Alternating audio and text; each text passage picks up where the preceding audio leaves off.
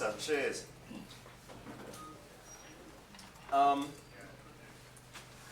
Right.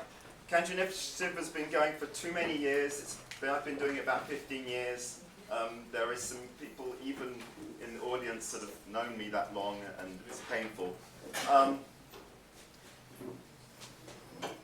What essentially Kendra is about creating a more harmonious distribution system for media, and in this case we're looking at music to begin with. And this is a part that maybe a lot of you aren't aware of if you're not musicians or in the music industry, but there's, as a content owner, as a musician, there's a lot that you have to do with your rights. You have to register your rights, you have to negotiate rights. So there's a lot of back office stuff that you need to do that is very painful. And my desire is to make it easy for artists and music makers to actually make music and therefore do less admin. And also get more revenue to actually be able to not have to have that second job. So the music business is not bad, it just could be improved. And before I get there, I'm going to give you a little bit of something that happened. Has anyone heard of the Global Repertoire Database before they just read it there? No. No? Okay. It's a really interesting thing that happened. The Global Repertoire Database, this is an EU document, by the way. Progress update, March 2013. That's the Global Repertoire Database. It's going to bring all of the rights all into one place. It's a $6 billion industry. My God. And it's loads of stuff, involves loads of people, and it was brilliant, and that's the website. And then something went wrong, they couldn't work it out, they couldn't make it all work, it collapses, and that's the website now. So, they tried to bring it all together, they tried to centralize everything, and it didn't work because there's too much vested interest in what was going on. So, we've got to think better than that. Let's go back to, but it could be improved.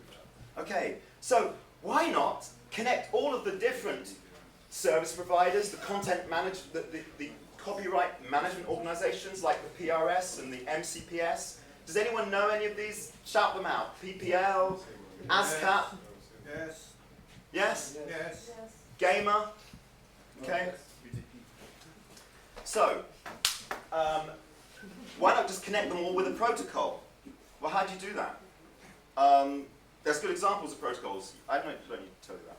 MIDI, actually, the music industry knows about protocols. It really does, but it doesn't really understand that, oh, that's a protocol. But they know how to connect all their instruments together, and you press a button there, and it makes a sound there. And it really works. So they really get it. You just need to explain that.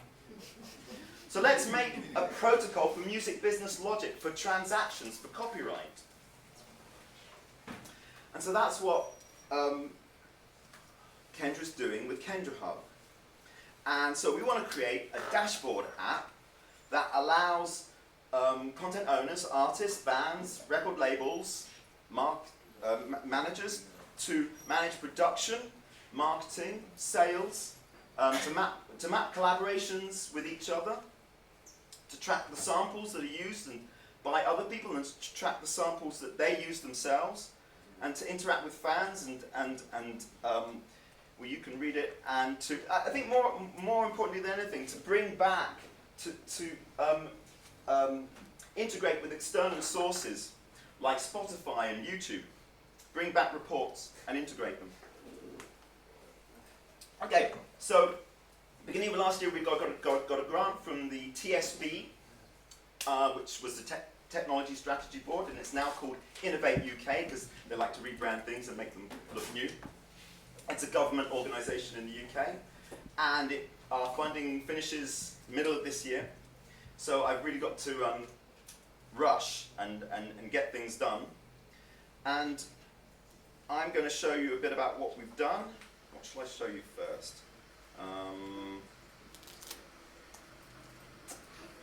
Yeah, let's start with the actual app.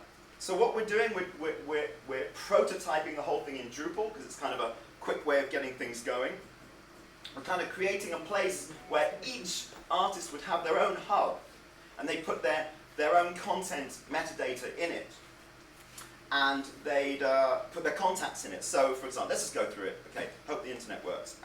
Yes. Okay, so they have a calendar for all the gigs that they did, and all the songs that they played at each gig, because that's important information that, although I don't think in the UK you actually report that, but I know in France, for instance, every restaurant has to actually report exactly which songs that they play. I think. I've been told. Second-hand information, I don't know it personally. Okay, so... Sorry? In Spain also. In Spain also, there you go. Different rules for different countries. It's great. You have different copyright rules for different countries. And it's a real... This is why the GRD would have been so good, because it would have centralized everything. But they couldn't do it. So let's see. Contacts. Okay, just a small point I want to make here. We import contacts from Facebook, Google, and LinkedIn. That's just something I'd just like to posit as an idea that integrate into the current social system so that users find it easy to come into these systems. It's not having to break all the ties that they've made, that they have to leave all the content and leave all the content and leave all their friends. Make it easy for them to import. And the nice thing about, for instance, with Facebook is that they have really good APIs. So let's use them. Let that be even one of the first few things that we actually do. So then we're truly not silos ourselves, because we don't want to be silos ourselves. Okay, let's get down to business, as they say. Okay, let's look at a song. Let's look at Stairway to Heaven. Okay, Stairway to Heaven, we've modeled it. This is not a direct import from any multi-track recorder. It's our idea. We've taken the rights, so there's a composition rights. There's and I'm not an expert, please, but I'm just learning as I go. So there's composition rights, there's performance rights. Now, this is not looking brilliant. Let's see if I can make this look a bit better if I do something like that. Okay, that's a lot better. Okay, we've got a timeline of the track. And it's basically, yeah, as you would expect, it's a multi-track. You can see all the different parts of it. And what we're suggesting is that you can actually then put in that information and you can say how much that each person would get as a split of the song if it was sold. That's not how it's done now, and it probably isn't how it will be done in the future, but as an option.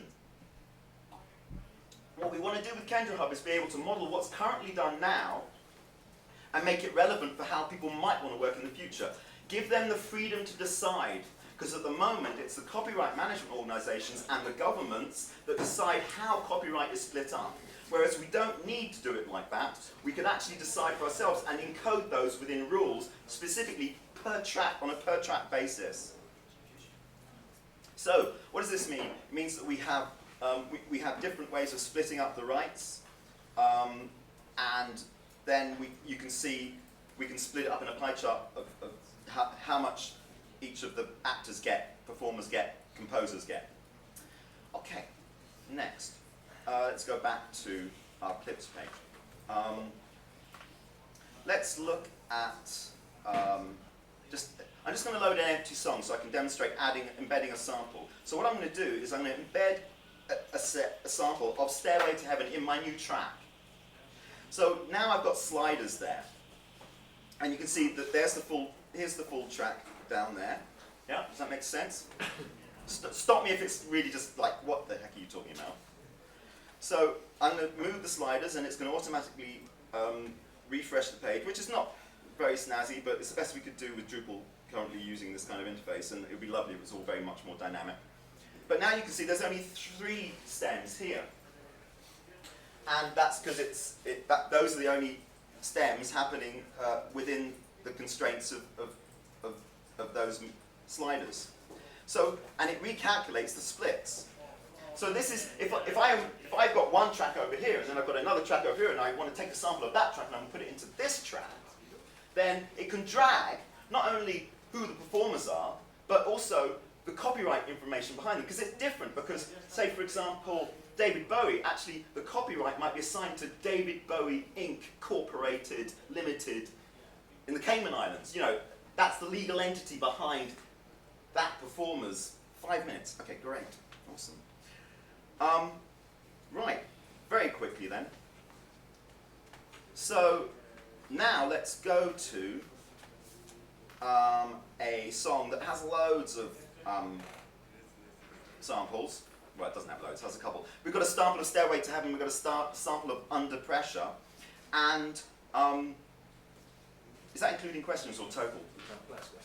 Oh, okay, so we've got different samples there, and what our algorithm can do, it can drill down through the samples, so we can have samples within samples within samples, and we'll still know exactly who's played and who the rights owners are for that whole track. And it could be hundreds if you're sampling bits and pieces. Now the important thing about that is, if I sample a track and I don't get clearance, and it's successful, I can be sued. And wouldn't it be much nicer if that was all sorted beforehand? And there are ways where you can request sync rights. So we're building that into it. You could actually message the rights owners and say, I want to use this for a wedding video. Oh, that's 50p. I want to use this for an international movie. Oh, well, that's going to be 5,000. So you can have different rules, and it could be, well, we just need to have a phone call about that. Okay, so where are we? It's all open source. It's all on GitHub. It's not so impressive yet because it's just Drupal, and we're very, very early days. Kendra Foundation owns the rights. It's a non-profit organization. It's limited by guarantee, so it's not something we would ever be able to sell. We have some partners. Studio are really interesting. They are an online collaborative studio where many people can work on the same track at the same time. I'll come back to that when it's logged in. And also, who else is there? Cultural Commons Society is a very interesting organization because there seems to be people setting up alternatives to the incumbent CMOs, the copyright management organizations. Right, let's go back to this, shall we? Okay, what are our needs? I need to do a massive outreach in the next month because my funding's running out and I need to pay developers.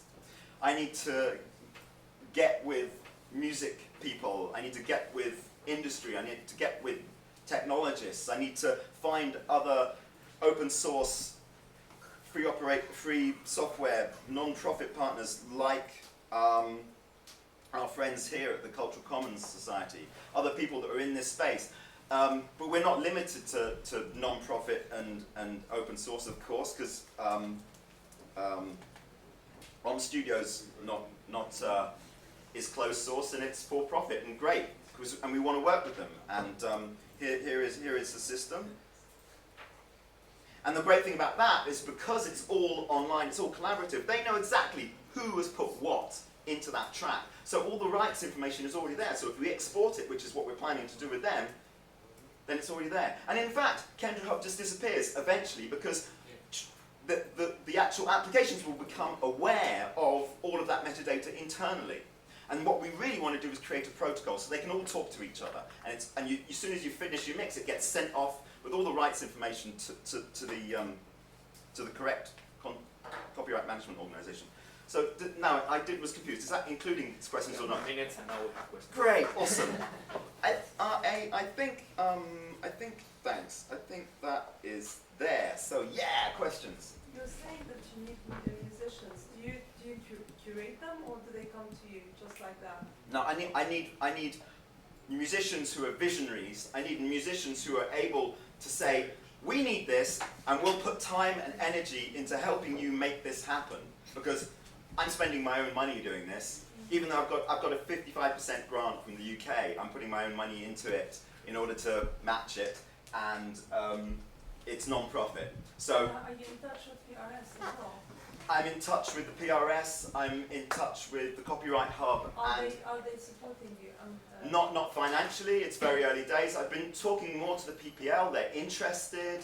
I'm going to be hot desking with the Copyright Hub in the next couple of days. So and that they're supported by the Digital Catapult in the UK. But this is not just a UK project. This is a global project. So we want to get partners all over the place. And yes, some will have money, some will have contacts, and somewhere along the line will create enough of an emphasis to make it happen. And the interesting thing about this, if no one is asking a question, is that what we're building here is really a generic model for a distributed open value network. Yes? Does it make it, to me it feels like Xanadu and the semantic web. In what way, do you know either of those? Absolutely, and yes, it's using, I wouldn't say it's using Xanadu technology, but it's definitely using semantic. It's using Xanadu Yeah, technology. yeah, The concept is yeah. basically saying, how do we make it so that value is communicated through an infinite complex web? Yeah? Well, that's really funny because that's what open value networks are all about, and they're really becoming in their own because of Fab Labs. So it's, you know, physical objects are everyone's thinking. A lot of people in the open value network are thinking about physical objects and like who's the owners and what's the production process. But you can apply the same logic to music, and it's amazing because there's an actual whole there's $6 billion of industry there waiting to be cleaned up. Not cleaned up as in made. Deparasitized. Yeah, made more harmonious. So, Yes. considering you are in an open source peer-to-peer convention, Yes. and then like if you're making music on this environment, you generally hate copyright and you don't want to pay any rights, or you don't care about the rights, you just want to perform or just want to go around and play your music. And a lot of people here are talking about making their own social network.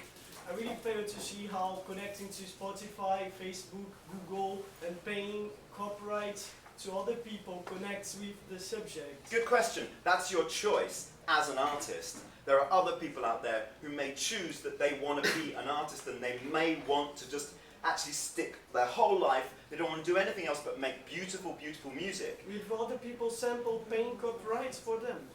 That's their choice. We don't want to say that anyone has to be like anywhere else. Actually, my personal thing is I want everyone to choose the life they want to live, because I think given everyone is actually free to choose exactly how they want to do it, then live their life, then we live in a more harmonious world. And you know, I've also got a company called World Peace Now, so you know, I'm into making that happen. There's another aspect which is we need to adhere to copyright law, because actually that's the foundation of the open source movement. Is, you know, if there wasn't really strong copyright law, then Richard Stallman wouldn't have been able to create the GPL. And yeah, it's freedom of choice always. And if people, if people want to say, I want to give this away under a commons license, great. Then that's a license that can be used as well. It's not saying that it has to be paid for, but I want to make it so that it actually applies to what's happening now, and also gives it the ability for people to experiment with how it could.